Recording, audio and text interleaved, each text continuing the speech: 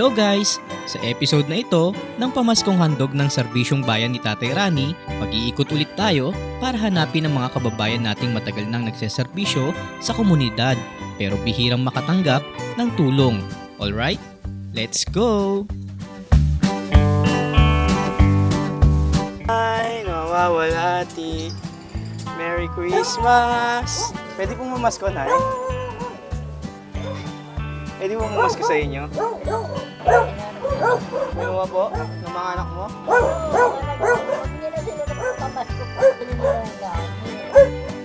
Konti lang na pang Christmas party lang po namin. Sa Flash TV po.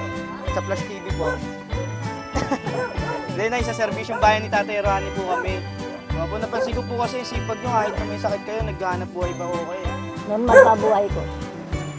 Normal pa. Nakakapagtrabaho pa. Kalinaw pa ng mata ko. Kalinaw pa ng tainga ko. Ito talaga ang hanap buhay nyo pagtatahi po. Kawawa nandiyo sa pag-aaral ko ng mga anak ko dyan. Siya si Nanay Carmen Mapalo, 86 years old at 70 years nang mananahi rito sa kanilang lugar. At kahit may karamdaman na, hindi pa rin siya tumitigil sa paghahanap buhay para sa kanyang pamilya. Mother Carmen, ano po ang karamdaman nyo? Ano po yan? Hindi ko alam na. Hindi alam. Hindi sinasabi ng doktor. Inborn po ba yan nasa ano nyo? Hindi. Mga 25 years na. 25 years ako kayang may ganyan. Kayo po ba nakakatanggap ng ayuda dito? Ng pamaskong handog mula sa barangay o kaya sa munisipyo po? Limandila tayo sa kalahati kilo spaghetti. Sa isang broadcaster. Bilang pasasalamat sa 70 years na serbisyo ni Nanay Carmen bilang isang mananahi, ibinigay na namin sa kanya ang pamaskong handog ng Serbisyong Bayan ni Tatay Rani.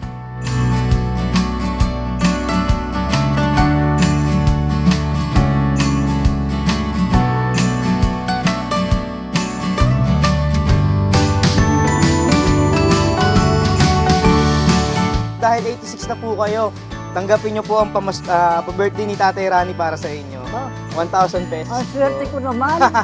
Napakaswerte ko talaga ngayon. Ano yan? Ano masabi niya na? Ano nararamdaman niya? Maraming salamat sa lahat. Kaming lahat. Tatay Rani, maraming salamat sa surprise mo sa akin. Hindi ko talaga inaasahan. At ito, yung kalahati nito, pamimigay ko rin sa mga dapat bigyan. Ganun ako. Pag nakatanggap ako ng biyaya, sinishare ko yung iba sa kapwa ko. Hindi ko masyado sila sarili. Ganun daw eh. Pag binigyan ka ng biyaya, yung iba, i-share mo rin sa kapwa mo. Baltiin mo siya ng Merry Christmas po. Ay, Merry Christmas, Happy New Year. Sa lahat sa inyo, lalo sa pamilya niyo. Sa Serbisyong Bayan ni Tatay Rani, hindi lang tuwing Pasko ang pagtulong. Ngunit ngayong Kapaskuhan, mas pinaiigting natin ang pagbibigay ng pag-asa para kay Nanay Carmen at sa lahat ng tahimik na bayani. Dahil ito ang tunay na diwa ng Pasko.